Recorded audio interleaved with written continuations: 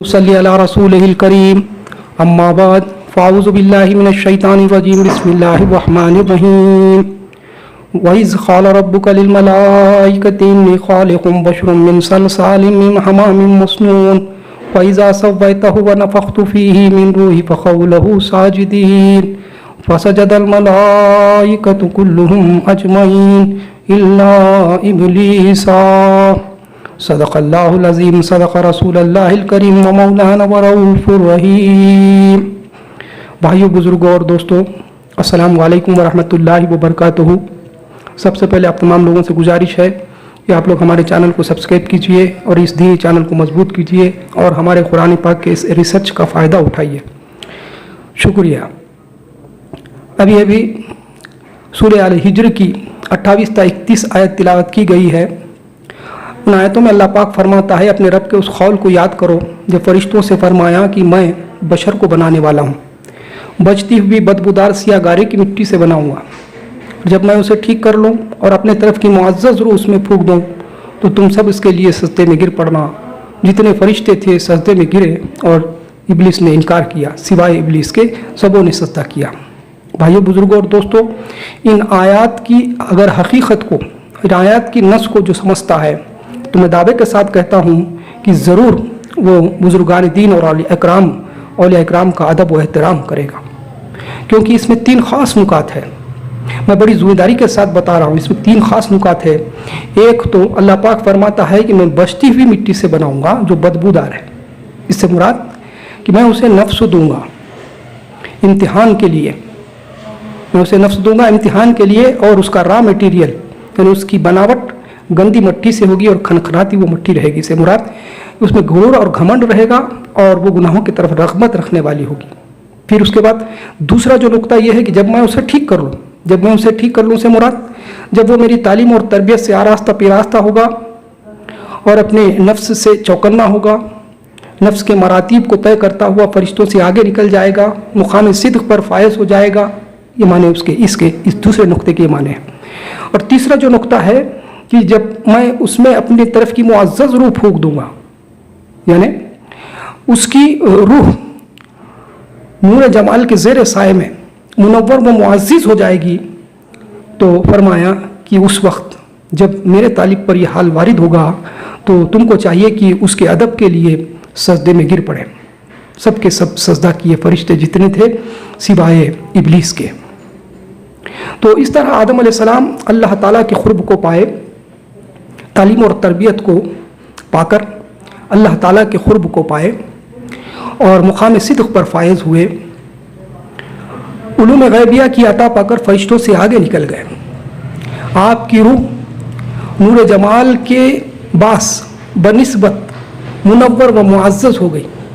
آپ کی زبان سے اللہ پاک فرما رہا تھا۔ حدیث قدسی سے بات ثابت ہے کہ اللہ پاک فرماتا ہے کہ جو بندہ میرے قرب کو حاصل کر لیتا ہے، میں اس کا کان بن جاتا ہوں، میں اس کی آنکھ بن جاتا ہوں، میں اس کا ہاتھ بن جاتا ہوں، میں اس کی زبان بن جاتا ہوں۔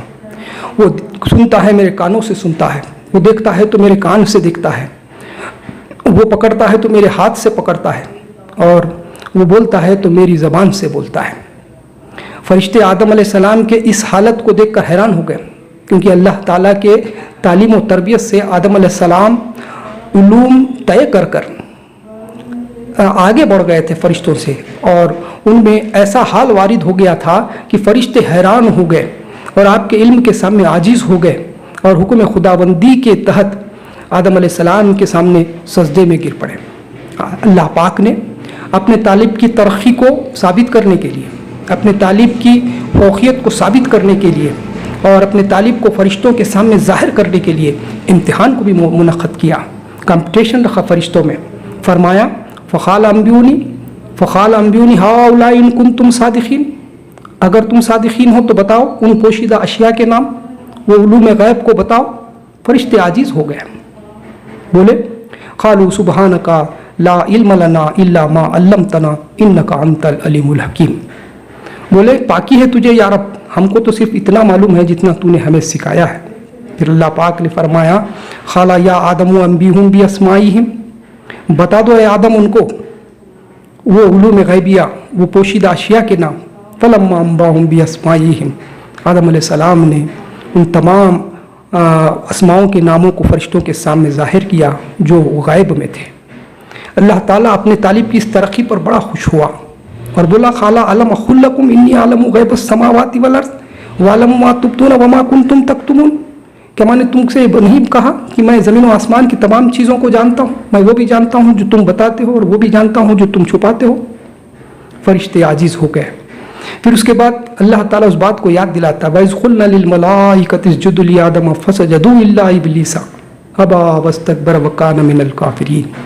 اپنے رب کے اس قول کو یاد کرو جب فرمایا کہ آدم کو سجدہ کرو تو جتنے فرشتے تھے سب کے سب سجدہ کیے، مگر ابلیس نے سجدہ نہیں کیا، انکار کیا، تکبر کیا اور کافر ہو گیا۔ تو یہاں پر ایک بات غور طلب ہے، یہ سجدہ کیا ہے؟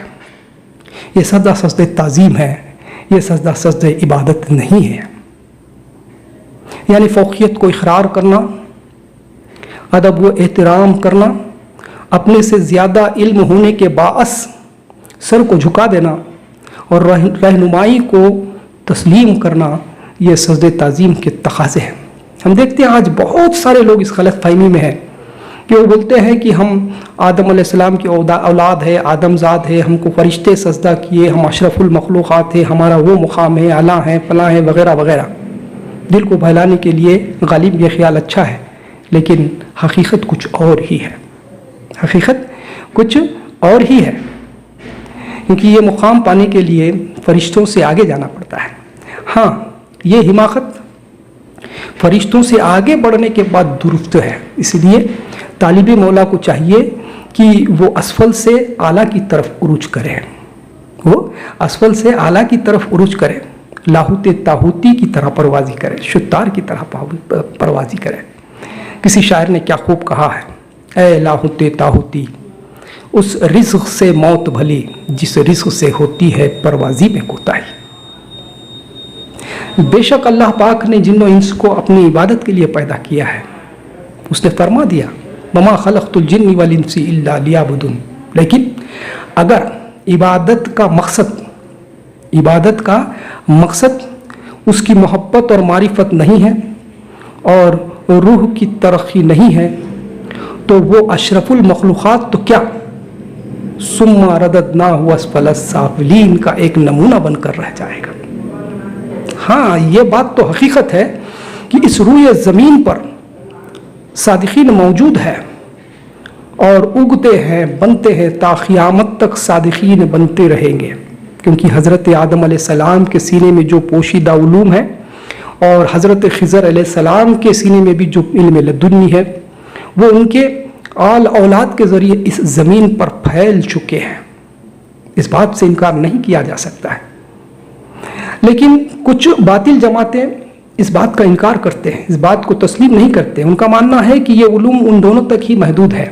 لیکن میں پوچھنا چاہتا ہوں ان لوگوں سے کہ شہر بابل میں ہاروت اور ماروت پر اترنے والا جادو روئے زمین کے کونے کونے تک پہنچ سکتا ہے، تو کیا حضرت آدم علیہ السلام کے سینے میں پوشیدہ علوم غیبیہ اور حضرت خضر علیہ السلام کے سینے میں پوشیدہ علم لدنی روئے زمین پر نہیں پھیل سکتا؟ اگر جادو ہے تو علم لدنی ہے، جادو حرام ہے اور علم لدنی اللہ تعالیٰ کی عطا ہے اور حلال ہے۔ جیسے بیوی میں اور غیر عورت میں فرق ہوتا ہے، اسی طرح جادو میں اور علم لدنی میں فرق ہوتا ہے۔ سورہ البقرہ کی 31ویں آیت اس بات کی دلالت کرتی ہے کہ جب طالب مولا اپنے عقل کے مشورے سے اور پیر کامل کی رہنمائی سے نفس سے چوکنا ہو کر